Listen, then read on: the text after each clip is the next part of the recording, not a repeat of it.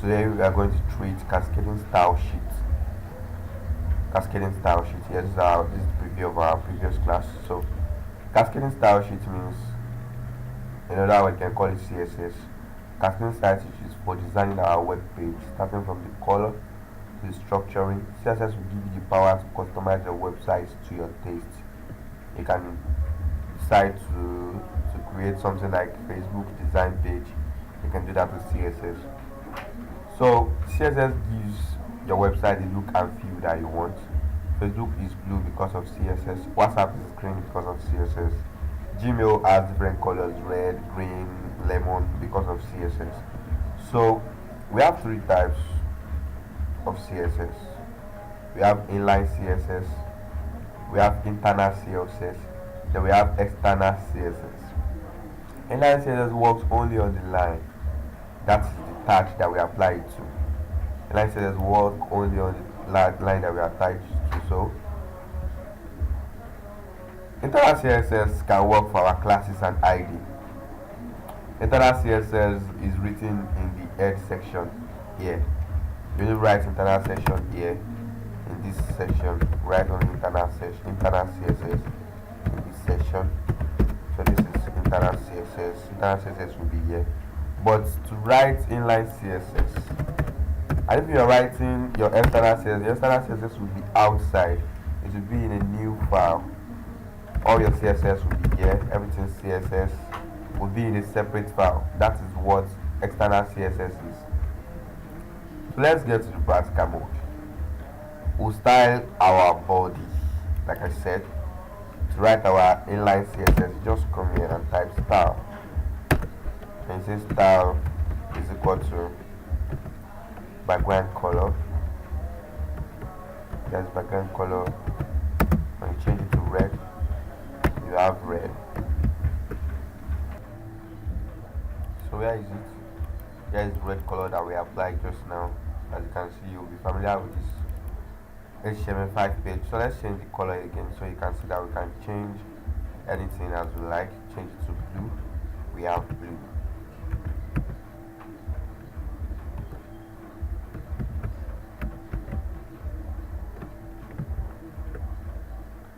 As you can see, we have our blue color.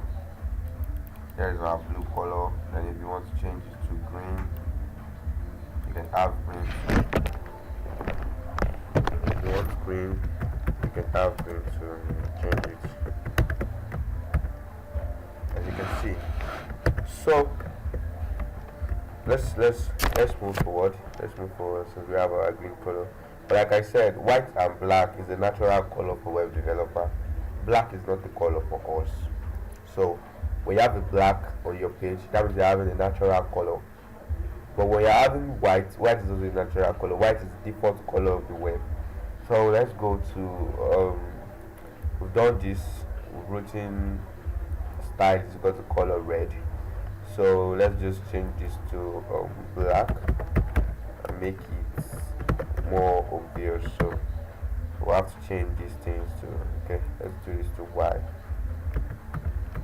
It's white by default, so putting it to white is just being real with it. So now you can do so many things with the inline CSS, but the disadvantage of inline CSS is that it makes your code to be rough. Even when you have to write a lot of code, you don't have to use inline CSS. You have to use inline CSS. So that will take us to our internal CSS today. When you write internal CSS, just come under the title and put style. Just put style here. That is the CSS tag. Just put style here. When you have your style, you just come down, and say body, just like I've written down there, body. So you put this curly braces. You find the key on your keyboard. Just put curly braces as body style is equal to body background color red. You see what we're talking about here. The advantage of inline CSS now is that whatever you put on this line will override any settings in the internal CSS. Here I said background color white, but I've actually changed it here to red. So whatever I've changed inside inline CSS would have no effects again on the internal CSS. So it's like this inline CSS line, until I delete it, until I delete the inline CSS line, that is when I can have the background color red. Have you seen it?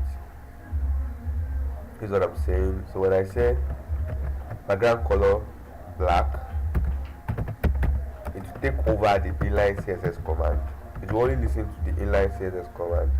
It has more power on the tag than the internal CSS. So we have the background color. This type of selector, we have body tag inside here.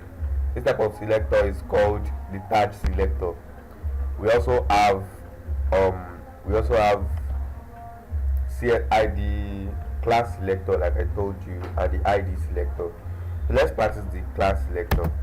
In the H1, just come here and say class is equal to, just say class is equal to H1 fonts. H1 fonts, yes. Just say H1 fonts. So that means you are controlling anything that is H1 in your CSS. Then you just put the curly braces here. This will have to be class. As I said class, that means to represent it in our internal CSS, you have to put this dot. So when you put dots behind it, you can now come down here and say, okay, anything H1 fonts should be color, then the color should be gold. Let's see about that. As you can see, this is an H1 font. The Web101 registration is carrying H1 font class. So anything H1 font here will change to gold. That means I'm telling my HTML that wherever you see a family called H1 font, serve them gold drink. That's what you're saying. Let's bring it to real life now. This is what you can use to identify the H1. I can also say the font size here. We can change font size to we change font size to 150px. That is pixels. 150 pixels. We have a big H1 form here. We have a big H1 tag here. That is the 101 position form. So also here in the H2, if you have H2 here, you can also give it a class of the H1 by just saying class is equal to H1 fonts. Class is equal to H1 fonts. You save it, then you reload. You can see the body tag displays the web content. This is it. It has already taken over the class. So CSS makes us write lesser code by designing and taking the same family fonts. Since this is not an H1, this is H2, so we just have to remove it and just say H2 fonts. You understand? H2 fonts. Then we come down here and say dot H2 font. That is the class. Dot H2 fonts. And you come down here and say dot H2 fonts. Color red.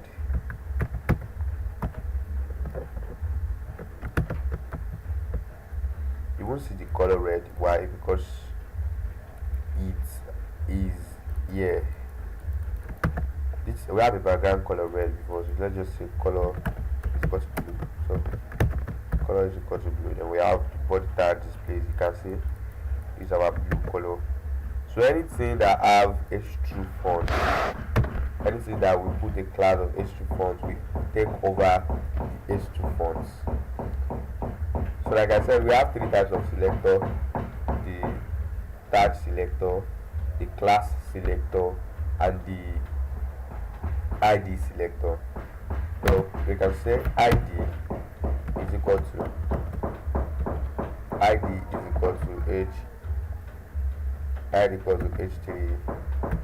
H3 fonts.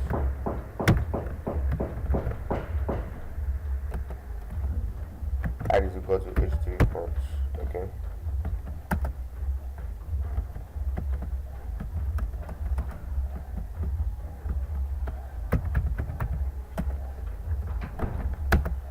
color green.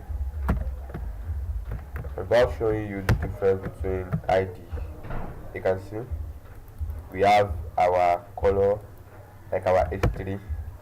So let's just imagine we have another h3 like that. Let's just copy this.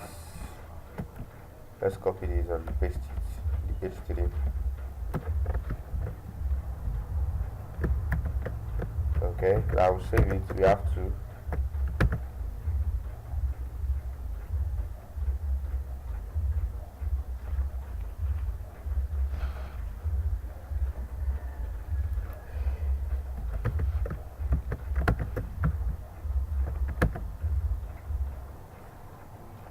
So also since I have the ID, we'll also go for this.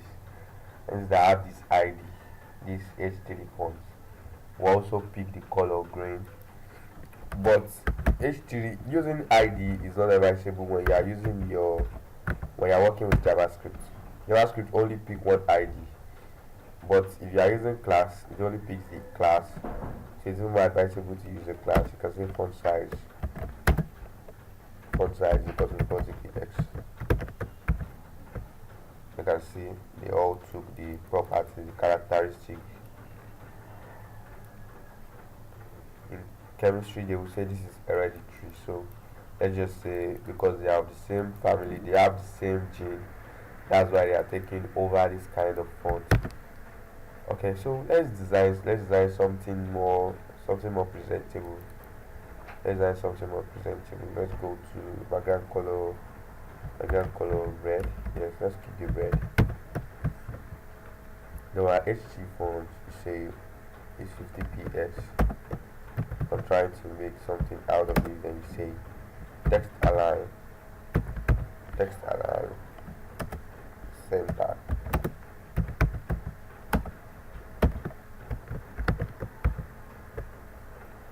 We have it at the center here. Okay, so also let's put our h2 font text align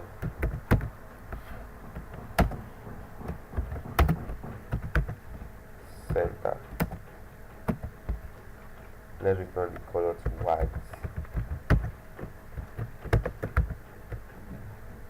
Okay, so this is my h3, let's remove them for now.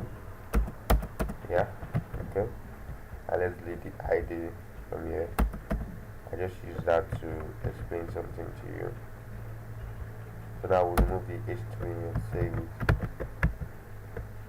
Okay, so for the form, you can also come inside here and say, just put a class to this and say class is equal to, because you can have different type of form inside your HTML. So instead of writing instead of making your form to look almost like the same thing, you can actually style just one form. Just say class is equal to reg form. And mind you, when you're writing your style, you don't put a white space. That means you don't put a space, you just separate it with hyphen, or you separate it with underscore. That's how you separate the words that have spaces. You just say class that is dot reg form.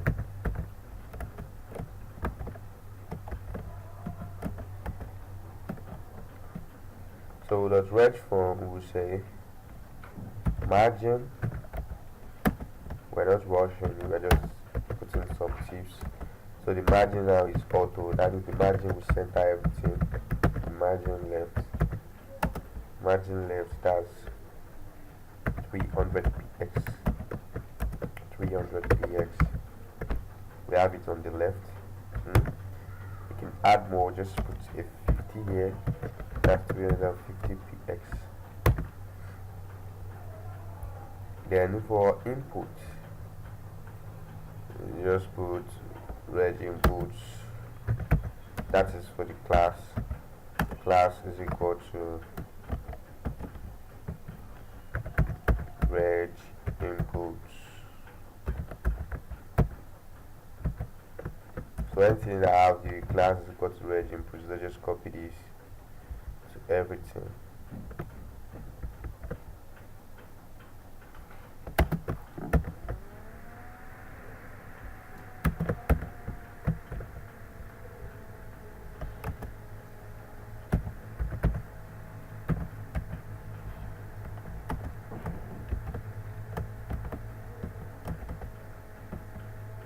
With reg inputs, we can have the width,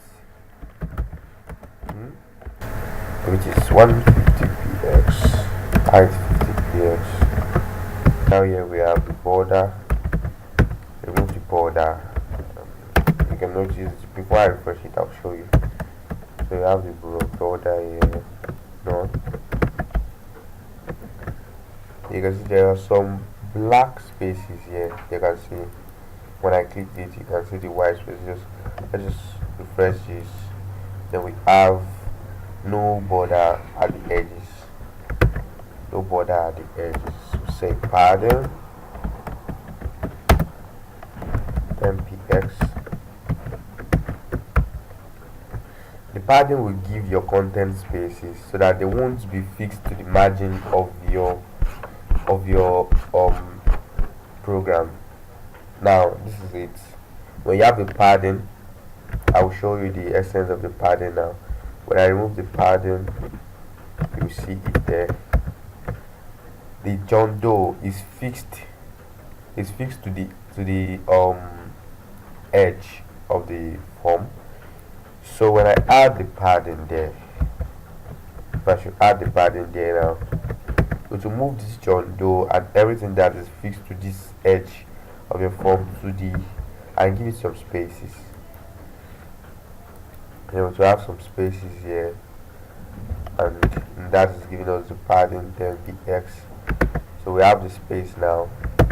Then we design our button.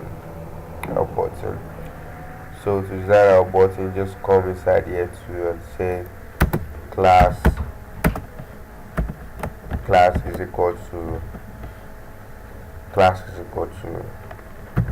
reg submit. I believe you all know what I'm talking about when I say reg. So the reg submit. That's reg.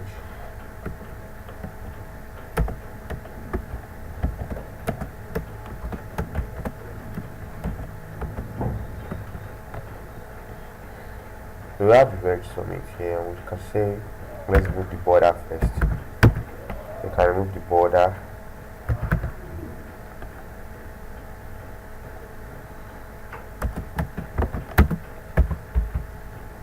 None. So we remove the border, so let's give it width. The width will be 100. Okay, let's put 200px, and let's now give it our own border.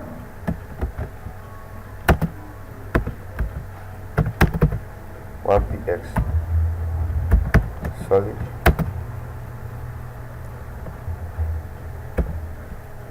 Black.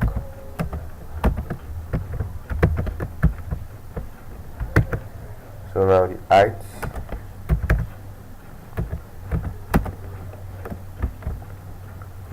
will be 50px.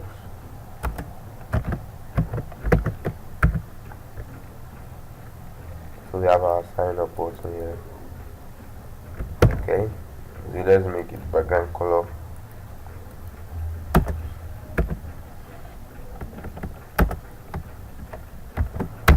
Background color black. Font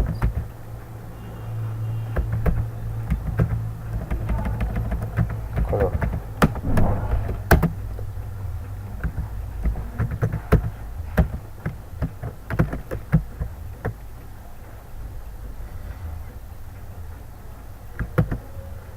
So the purpose of making this attractive, we'll go back and put the black color. So we have it like this. So have our form. So let's shift the form to the center and say 500. You can see we have it. The background color will change to white, as you can see. So the border, you cannot use the border because of the width of the border. So when I increase it, you can have the black here. When I change it to red, you will notice how visible it is. You can see, I have to sign up. I have to sign up for this one. Let's make this to move a little. So imagine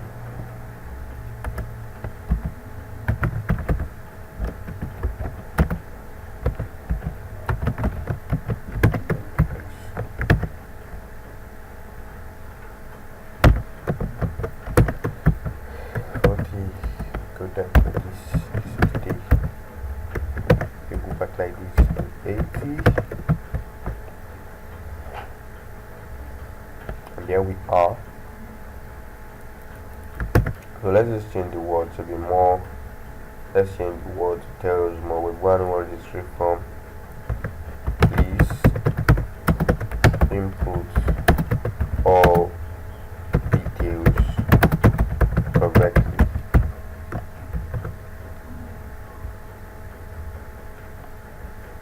Let's remove this.